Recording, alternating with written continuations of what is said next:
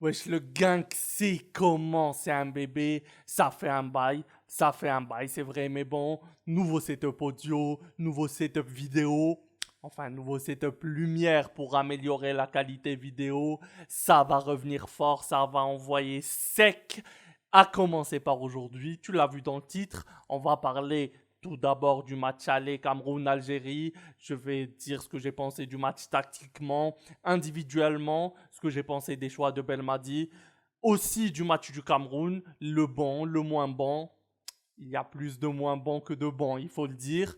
Et on va se projeter petit à petit vers le match retour qui arrive ce soir. Au moment où j'enregistre, il est 10 h du matin pile et le match c'est ce soir. Donc, avant de commencer, je t'invite, je sais que c'est chiant, mais c'est important, je t'invite à mettre le petit pouce bleu, à t'abonner, à activer la cloche, à laisser le petit commentaire en me donnant ton avis sur le match aller, ce que tu attends du match retour, etc. C'est important pour le référencement. En plus, YouTube n'est pas très gentil avec les vidéos de retour. Donc voilà, c'est important. Donc, pour le match aller, alors je pense que c'est ce qu'il fallait faire. C'est vrai que ce n'est pas le football algérien habituel, le football qu'a l'habitude de pratiquer notre équipe nationale, mais c'est ce qu'il fallait faire. Je pense que le Cameroun a voulu, au vu de la dernière Coupe d'Afrique des Nations, au-delà de l'aspect psychologique du traumatisme de la dernière CAN, a voulu, en sachant que l'équipe nationale et notre équipe nationale est une équipe joueuse qui joue au foot, a voulu la mettre dans la position de l'équipe qui essaye de jouer sur un terrain qui est fait pour tout sauf pour le football et qui se fait punir derrière. Et finalement, le Cameroun s'est retrouvé pris à son propre piège. Voilà, donc je pense que tactiquement, c'est ce qu'il fallait faire, même si c'est pas très joli à voir, mais l'importance de ce match, eh bien, vu l'importance de ce match, eh bien, peu importe. J'ai envie de dire peu importe, tant que le résultat est là, peu importe. Évidemment que ce n'était pas parfait. Évidemment qu'on aurait pu faire mieux. Évidemment qu'on contre-attaque, surtout à la sortie de Slimani et à l'entrée de Belfodil, il n'y avait plus rien à faire. C'était terminé, on jouait plus. Il n'y avait plus aucune contre-attaque qui passait. Eh bien, ça reste très positif. Le résultat est évidemment positif, mais même au niveau du jeu, l'Algérie a été très solide. Le Cameroun a été très faible offensivement. Il y a eu quoi? Il y a eu la frappe de Toko et Kambi très tôt dans le match sur coup franc et l'occasion là après un petit cafouillage à la fin du match, à la toute fin du match. Sinon, le Cameroun n'a pas montré grand-chose à domicile et l'Algérie a été très solide. Donc voilà, tactiquement, je pense que Belmadi a réussi son coup. Je pense que l'Algérie a fait ce qu'il fallait faire et individuellement, il y a deux noms qui ressortent du lot positivement. C'est Ben Lamri en défense, très solide malgré 2, 3, 4 relances approximatives dont on aurait pu se passer, mais défensivement, c'était un patron, c'était le patron de l'équipe algérienne. Et on attaque un Slimani qui adore ce genre de rencontre, buteur évidemment. Il a eu une autre grosse occasion, la première grosse occasion de ce match aussi. Il aurait pu mettre au moins un doublé très précieux à la relance ou à la récupération des ballons de la défense.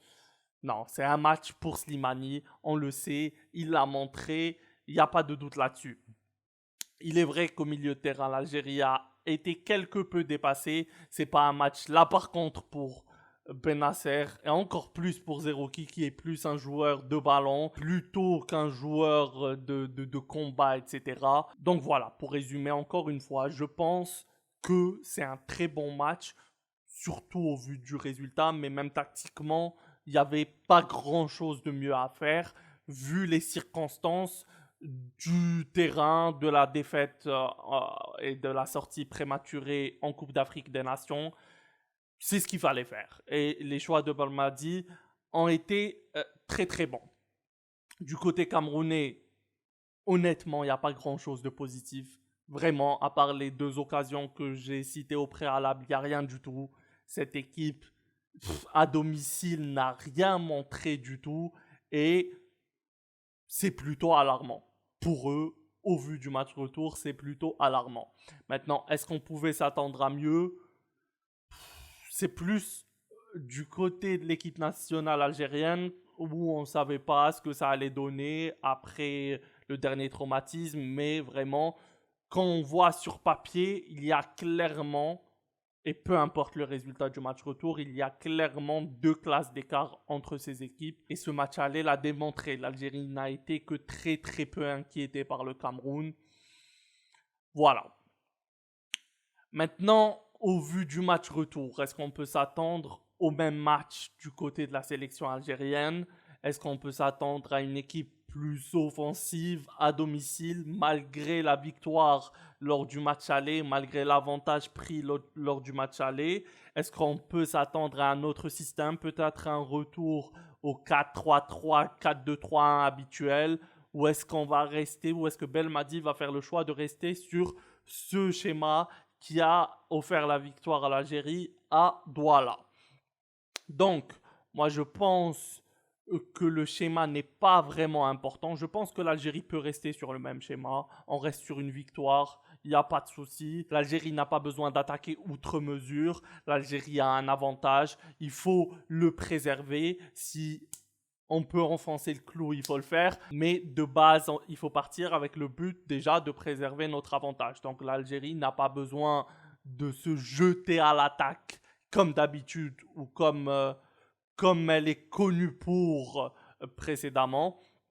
Mais on peut changer des hommes par contre. Bon, déjà Ben Sebaini n'est pas là à gauche, donc il faudra trouver quelqu'un pour le remplacer, ce qui ne sera pas une mince affaire, il faut le dire.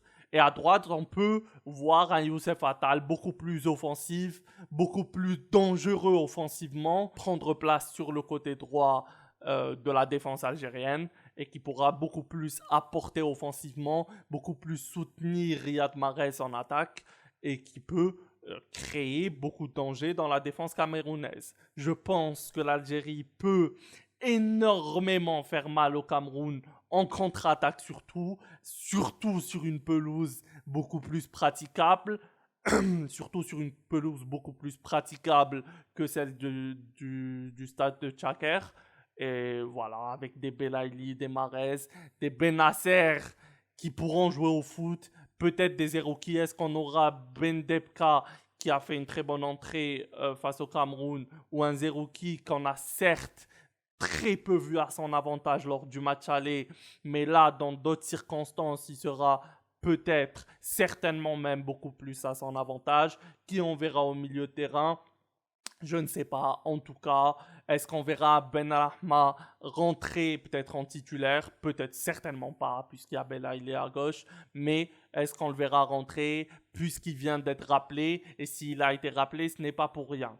On verra certainement Slimani titulaire, ça ne bouge pas. Et je pense que là encore, il sera très très précieux pour récupérer encore une fois les relances longues de la défense algérienne. Je pense vraiment que au vu des circonstances, bon, le Cameroun sera obligé d'attaquer, d'essayer de marquer un but, surtout le plus rapidement possible, ce qu'il faudra d'ailleurs éviter pour la sélection algérienne. Et je pense qu'en contre-attaque, on a de quoi leur faire très très mal. Et voilà. Donc, est-ce que j'attends de l'équipe algérienne, est-ce qu'elle soit beaucoup plus offensive que lors du match aller? Pas vraiment. Honnêtement, pas vraiment. On a un avantage. C'est certainement le match le plus important avec la finale de la CAN de l'ère Belmadi.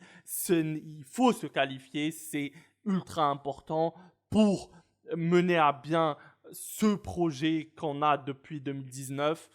Et voilà, donc il faut préserver son avantage. Vous ne m'entendrez pas souvent dire ce genre de choses, mais c'est comme ça. Là, c'est une Coupe du Monde qui est en jeu. On sait à quel point c'est dur pour les sélections africaines d'aller en Coupe du Monde. On sait combien de tours il faut passer pour aller en Coupe du Monde.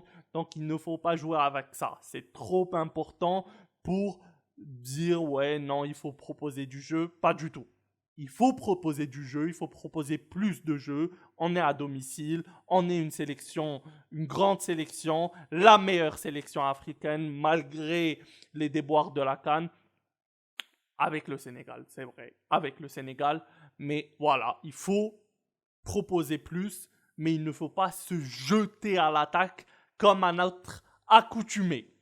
Voilà, c'était mon avis, mes attentes pour le match de ce soir, en espérant que ça finisse bien et que le match ou la vidéo pour le match retour soit remplie de choses positives à dire. Encore une fois, je t'invite à mettre le pouce bleu, à t'abonner, à me dire en commentaire ce que toi tu penses du match aller, ce que tu attends du match retour. Je t'invite aussi à me suivre sur les réseaux sociaux, sur Instagram principalement, c'est le réseau social le plus important, adel.mbb, les liens sont dans la bio.